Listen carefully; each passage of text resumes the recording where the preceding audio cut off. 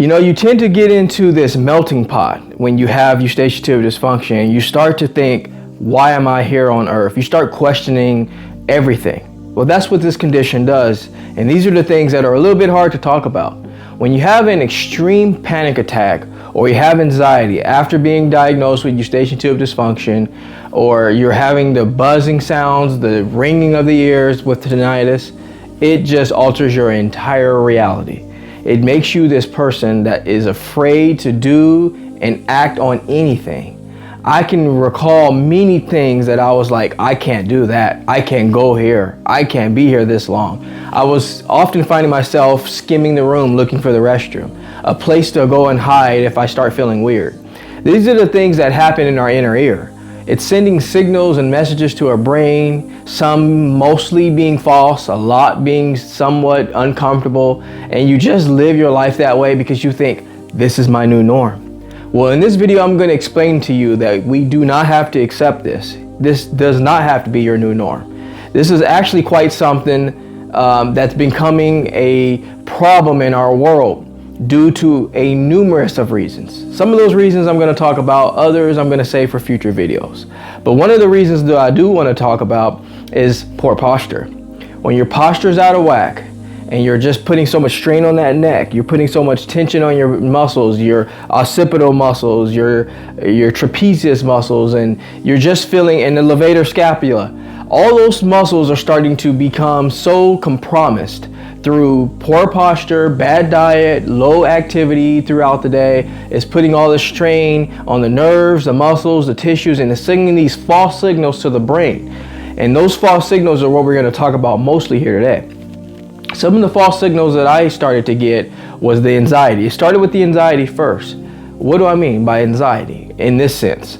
Anxiety meaning that, am I going to be okay tomorrow? Am I going to be okay tonight? Am I going to sleep well? Am I going to be okay at this basketball game? Because I notice I'm going to be in this crowd and there's not going to be a lot of places to go to if I feel bad. Getting in a plane, I don't think I can get out of this plane if I feel bad. That's the anxiety part. Then the panic attack part, the losing control of yourself part, where you can't control your every move, your every thought, your every process. I've been through it all.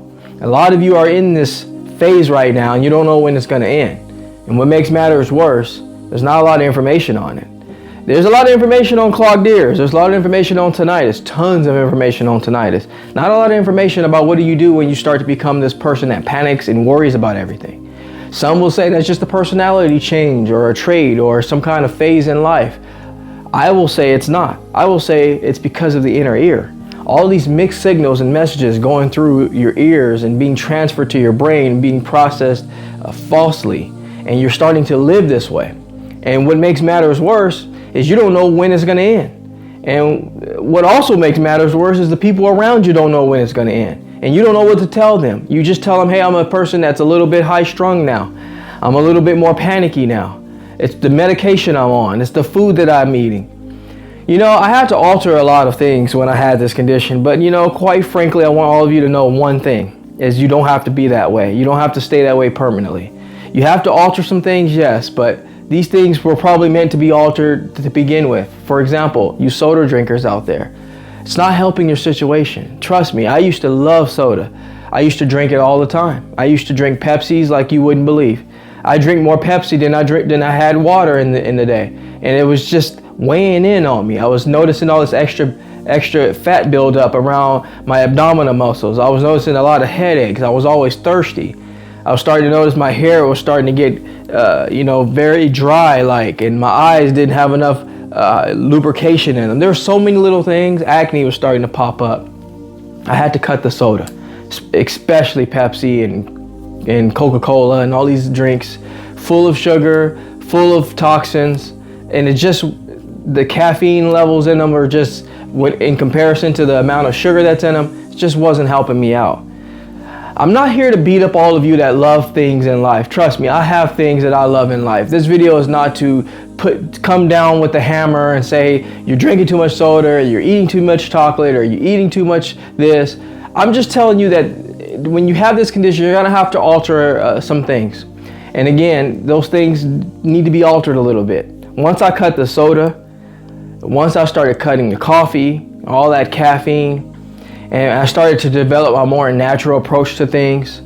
Because what happens is it's not so much that the beverage of choice that you like soda or caffeine and coffee is the entire worst part of what you do in life, is that you develop a sense of mental dependency.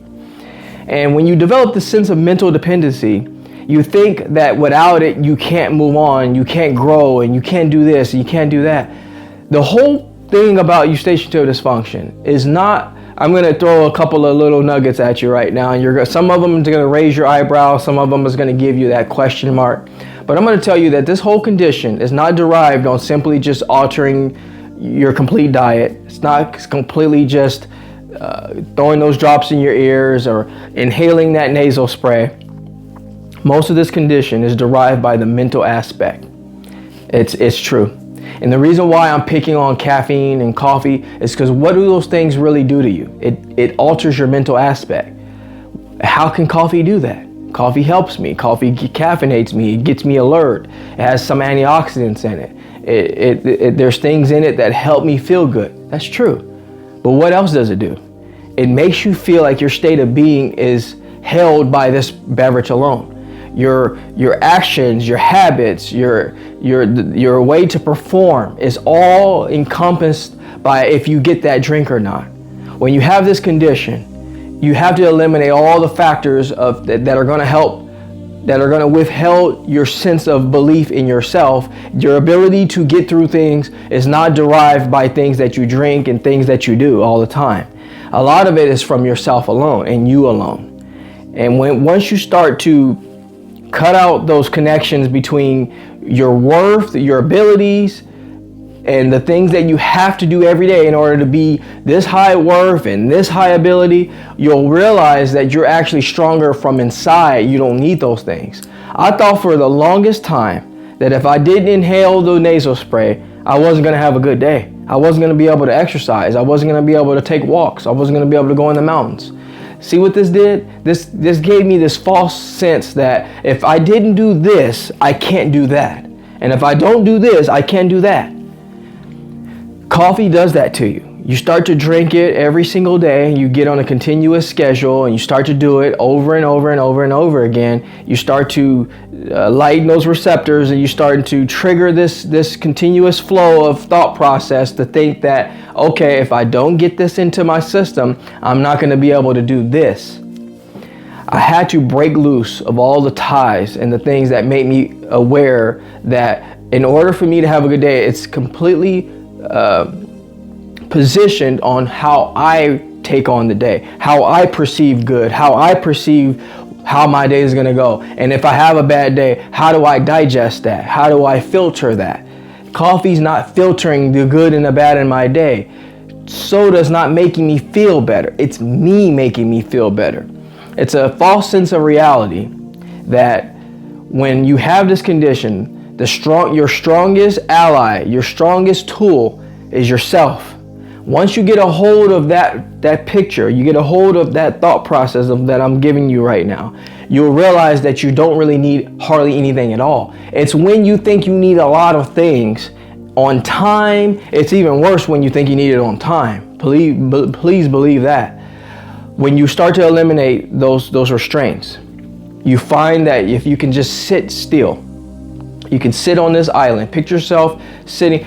We're not going to be able to always be in an island, so I'm going to give you an example that's a little bit more realistic. Picture yourself in the center of your bed or the edge of your bed, and you don't have anything around you. You're in the room by yourself. It's quiet. You settle the body back down a little bit. Come back down and think, I'm not going to touch my phone. I'm not going to check my emails. I'm not going to reach over and grab something to eat that I had left on the side of the bed right there from the night before. I'm just going to sit on the side of the bed here and just think that I'm actually stronger and bigger than this condition is giving me right now. It's giving me this false reality that I am so weak that I need help in order to just have a normal day. I'm not asking for 10 hours of total focus and total resistance to everything. I just need one moment that I feel strong within myself, that I don't need outside factors in order to prevail me through things. When I realized that, I didn't need urgent cares to give me that motivation that I needed. See, my problem was I was going to urgent cares to have intellectual conversations with providers or so-called individuals that had this realm of what healing is like and how to get through this more than the average person. So I would literally go to urgent cares to have this intelligent conversation, this powerful conversation with people that I think or thought was a little bit more inclined than I may be of how to get rid of this, is to give me enough motivation to then take that back and get through my day. And I was doing that unhealthy like for too long. It got to the point where I was just going in for that motivation. I didn't go in because I was in severe risk. I didn't go in because I needed some type of very like special treatment or such. I was going in for motivation, going in to talk to someone that may have more knowledge than me. And it turned out that I had a lot more knowledge than most people. And it turned out that I actually didn't need them to get through my day. I didn't need that motivation to get through my day. I had it all within me. Once I realized that I have what I need within me, I'm gonna need less out there. And when you need less out there, you feel better in here. I'll say that again, listen up. When you need less in here, you need less out there. When you feel like you have enough in here and you need less out there, you're gonna feel better in here. And when you put all those factors together, you will start to become superior within your problem. When you're superior within your problem, the problem it begins to shrink even smaller. Put yourself above your problem, it gets smaller. That's what you have to do with this condition. Put yourself above it. When you know for a fact that that's what it is that you have, of course there's other things in life that can attack us and come onto us to where we have to challenge ourselves and go figure things out and go see other specialties. But when you know and for certain that the doctors told you multiple times, you don't have this problem, your blood pressure is good, your health's good, your lab's good, all these things, but then you still have this problem. And now it's becoming chronic because now it's starting to live within the means of your mind and it's not getting out, it's not letting go, it's not relinquishing. That's when you have to get above the problem. And when you get above the problem either starts to become smaller or it completely vanishes. It took a lot to say that because I hardly feel that a lot of you believe that right now. And I think a lot of you feel that there's a lot that you need to get through this right now. The price tag in your mind of how to get rid of this condition is very high right now. The amount of help that you think you need is unforeseen to you right now. But I'm here to tell you right now where you are. You don't need anything else. You have everything with you. The problem is you don't know how to plug the pieces together. And when you get close to plugging them together, you suffer a little setback, which you completely disassemble where you are and what you have right now built. Don't do that.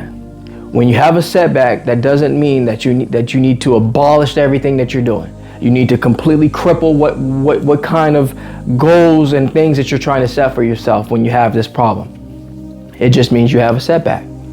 You bounce back from the setback by having an advanced forthcoming.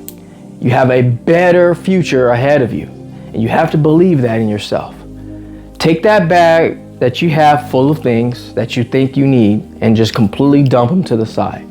Of course, if there's medication in there for other reasons and other things that you've been told, this is not the video to trust if you have other things going on. But if you have this condition and you are like how I am and you literally feel better off of thought, but it doesn't stay because you keep going back to the things that you thought were wrong with you, so then you start to embody those things all over again, this video is for you.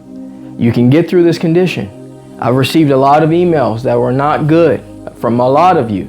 And my message to all of you is to completely look at yourself when you wake up in the morning, sit alongside of your bed in quiet, if you have that luxury, and just think about all that you've been through and think about what you're gonna do to keep getting through it.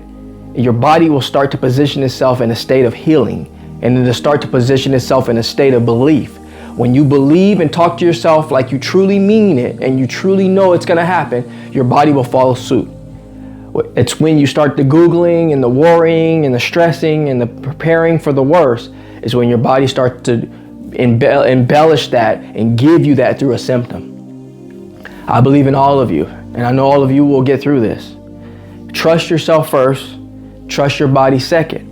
Your mind, your body will follow suit. I guarantee you. Don't let the outside noise, don't let the factors of your life completely capitalize what you have set to do for yourself to get over this condition.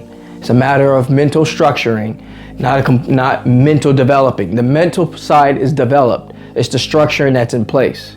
You have the tools, you have the awareness, you have the abilities, you have it all within you.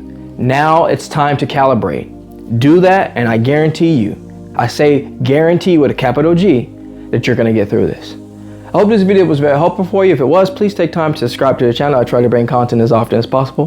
But in the meantime, I'm gonna step out of the Jaye Wellness Studio and leave you in good hands with this video. Like anything else, folks, we are here to simply go back to the basics. Take care, everybody, and remember, focused on healing is where you need to be. Talk to you all soon. Take care.